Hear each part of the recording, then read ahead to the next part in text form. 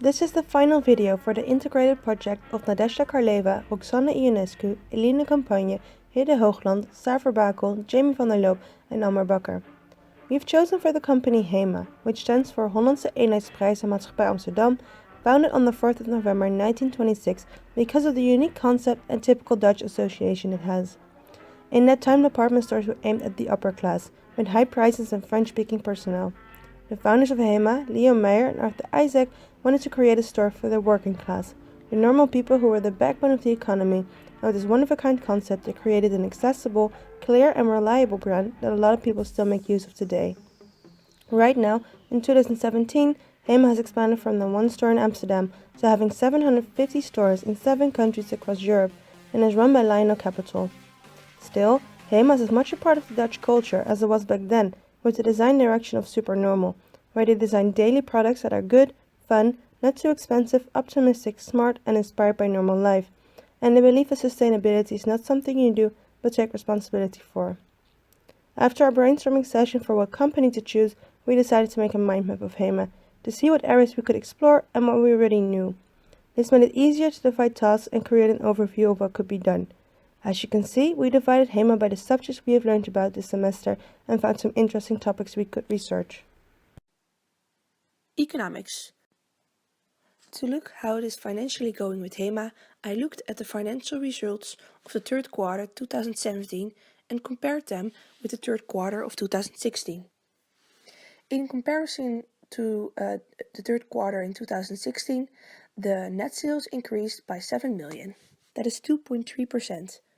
This was due to a combination of positive like-for-like sales growth and a net increase of 11 stores in the store base compared to 2016, including 28 open stores minus 17 closed stores.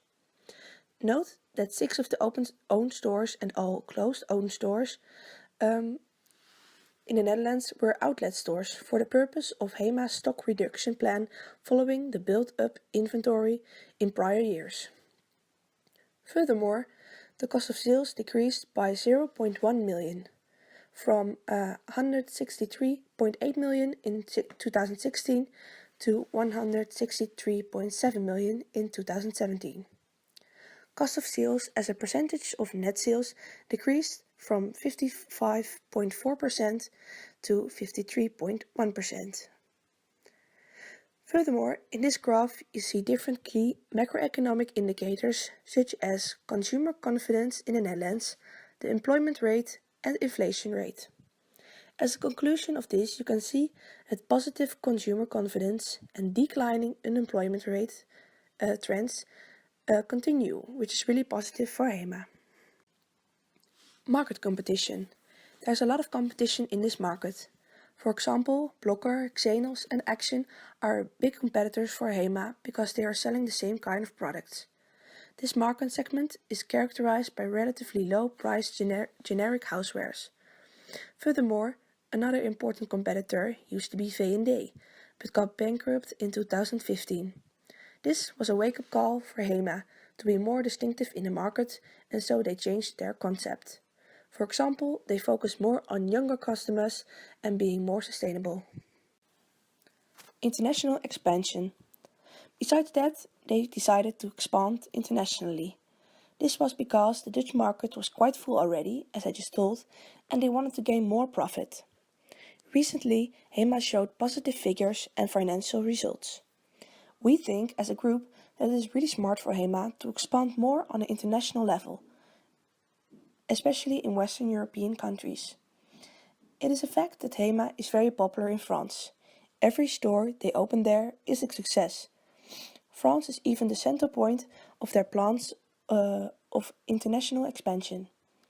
HEMA thinks that the upcoming 2 years their international revenue will double to 25-30% from the total revenue. For example, after the first quarter from 2017, HEMA reported that the net sales of the Netherlands was 217.9 million euros, and in Belgium and Luxembourg together 33.4 million.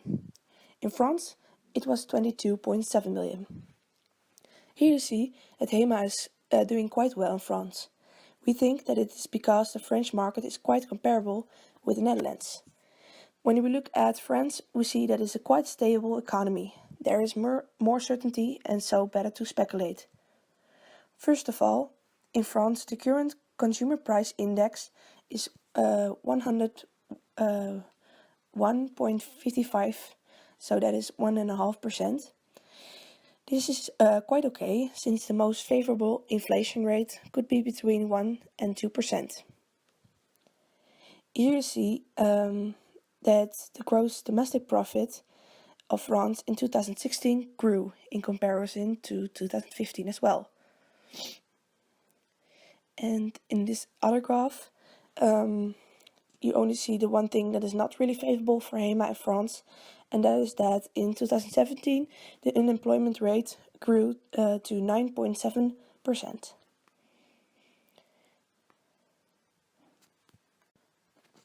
Government. HEMA wants to be there for everyone and is therefore in dialogue with different parties that are important for the future of the organization. HEMA engages with these parties in different ways and about different issues. For example, they are in dialogue with the local government and taking part in meetings it organizes. Where relevant and possible, insights gained are implemented in their policy and working processes.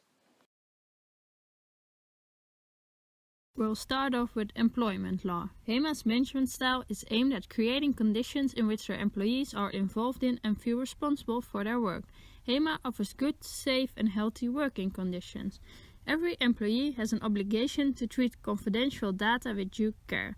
Employees who handle confidential data have a confidentiality obligation both during and after the term of their employment contracts or after completion of the work. Secondly, we have patent, copyright and trademark. HEMA is proud of the strong brand that it has built over the many years of its existence and handles this strong brand with care. HEMA has therefore come to clear agreements regarding the use of the HEMA brand, logo and footage of well-known HEMA products, like for example the HEMA sausage, Jip en Janneke articles or the Le Lapin kettle. HEMA does not allow any of her intellectual property rights to be reproduced or published by third parties without explicit permission from HEMA beforehand. An example is HEMA Design Dating. Last Design Week, HEMA offered students who participate in a design program or who graduated in one within 2 years of their participation date a chance to develop their socially responsible or sustainable ID further. Not for themselves, not for HEMA, but for everyone. The concept HEMA Design Dating is an example of a trademark by HEMA. The winner of the HEMA Design Dating retains ownership over his or her ID. HEMA just gives you the opportunity to develop this ID together with the HEMA professionals. And thirdly, mergers and acquisitions. HEMA is a limited liability company with its registered seats and support office in Amsterdam. HEMA shares are ultimately held 100% by the Dutch Lion Cooperative UA. That is an investment company which is owned by several investment funds advised by Lion Capital. HEMA first opened in 1926 by the owners of the Bijenkorf. Till 2007, HEMA was owned by Maxeda, but it was then sold to a British investment company called Lion Capital. In 2010, Lion Capital already tried to sell HEMA to Ahold, but the price was too high, so this failed. This year, in 2017, Lion Capital is again trying to sell HEMA. We think it is important that our products make a positive contribution to everyday life. This is HEMA's motto. HEMA has a lot of ethical objectives, having sustainable practices being one of the most present goals for the company. The large amount of information that can be found on their website proves the company's transparency. HEMA is focusing a lot on reducing the impact that their products have by looking for alternative natural resources and raw materials, by addressing animal welfare issues and by carefully thinking about the packaging they use. HEMA has almost 32,000 products under their own brand. They say that all products under the HEMA label are constantly improving in order to meet the expectation of customers and have a better durability. Moreover, the products sold under this label are developed to contain sustainable materials and are produced responsibly. An example of sustainable practices run by HEMA are the 3 sustainable single-origin coffee varieties that are added not long ago to the collection of sustainable products owned by the company. These 3 coffees are all coming from South America, more precisely Brazil, Colombia, and Honduras. What is special about this coffee is the fact that HEMA is working with rather small plantations for the production. Almost all workers are part of the community in these parts of the world. By harvesting these coffee beans, HEMA is helping to raise the employment rate, and also they are constantly keeping an eye on the sustainable practices run in the plantations, such as no child labor. Moreover, HEMA is helping a lot the community in India by purchasing fair trade organic tea from 2 plantations located there, Kotada and Velbek. The company is also offering the tea pickers a social premium set by the fair trade for every kilo of tea. This extra premium is used to invest in important areas such as healthcare, education, and pensions programs. HEMA products are created all over the world, from Asia, where the textiles are made, to the Netherlands, where pastries are baked. HEMA is making sure that all employees are working under healthy conditions. They increase the transparency of their production chains and drive improvements by carrying out audits. The company has many other sustainable practices running at all times, such as their organic cotton and paper that comes from responsible forestry. Overall, it is clear that HEMA is extremely focused on engaging in sustainable activities as much as possible. As a conclusion for the ethics segment of this project, HEMA is for sure following the 3 pillars of sustainability that we studied about during the ethics course. First of all, they care about their employees, so the people component. Furthermore, they take good care of the environment by using only sustainable products. They do all this but also managing to obtain a good profit, the 3 important P's being achieved. To gain more insight in the organizational behavior within HEMA, we had arranged an interview with the branch manager of HEMA Breda, located in the city center. This manager already works for HEMA for 38 years, so he's a great example. Due to privacy reasons, we were not allowed to film or record both the conversation and walking around in the store.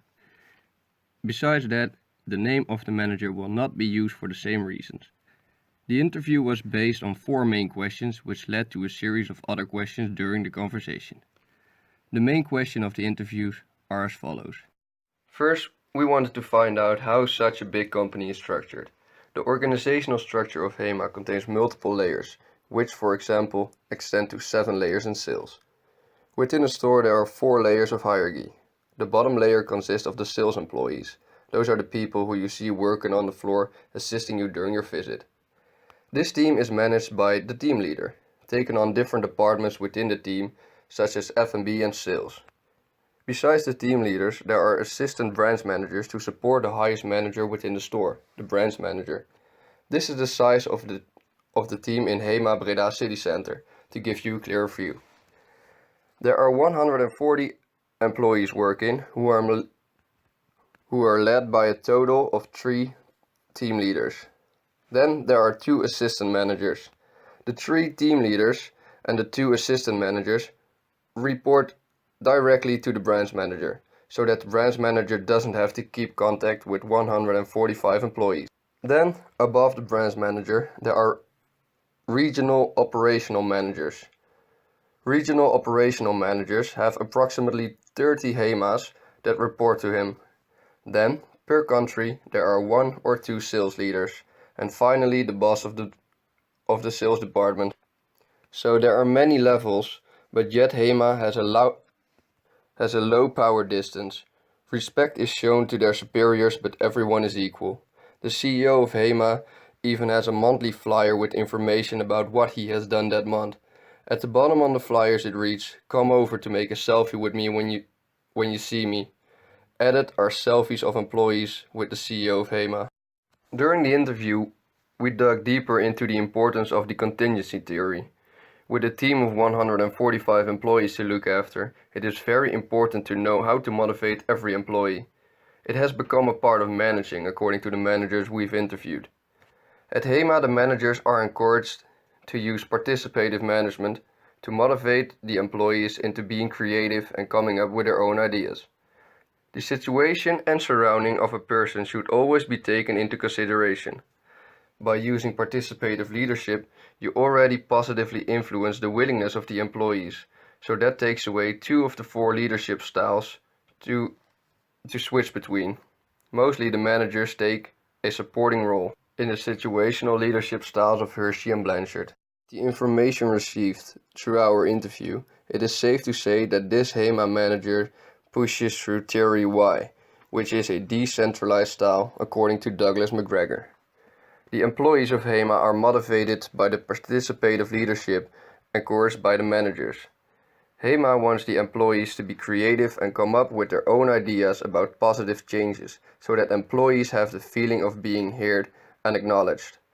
Motivation should not be derived from financial aspects.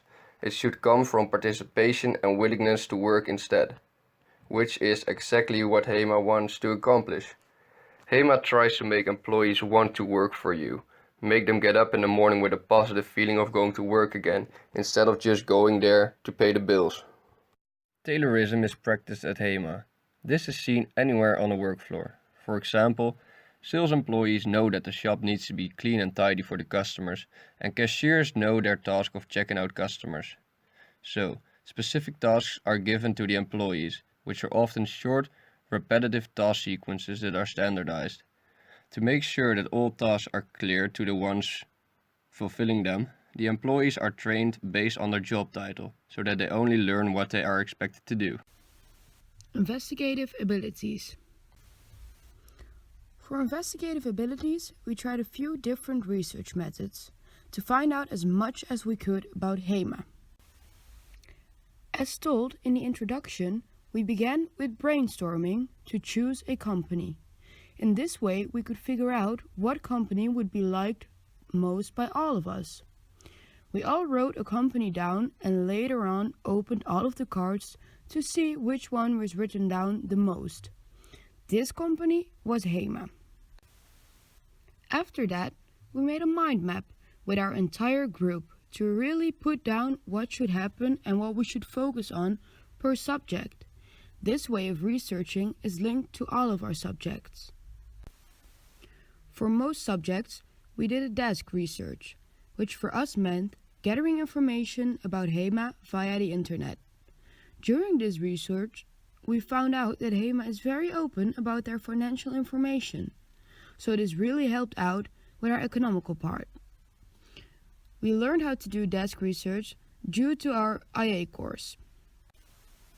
For organizational behavior, we wanted to do a qualitative research, so we chose to do an interview with the manager of HEMA Breda. This was to gather some inside information that we couldn't find on the internet. It was an inductive research, because there wasn't any theory linked to it. This happened later on in the organizational behavior part. In conclusion, we would like to say that the company showed us how to connect the theory with the practical side of doing business. Business law and ethics are not only connected as a program in NHTV, but also in HEMA.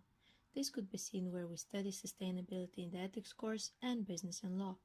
Law has to be built upon the ethical responsibilities and both aspects outcome in the subject economics, because they result in numbers at the end. For example, the profit and loss are connected to the way of making the products. If the company is not being sustainable and it's not considering the ethical issues, the losses might go up and that will affect the economy in the firm. With this project, we were able to better understand how a big chain like HEMA functions, and we were very impressed. Our team now understands the importance and the connection of economics, organizational behavior, investigative abilities, business and law, and ethics in the managing of a successful business.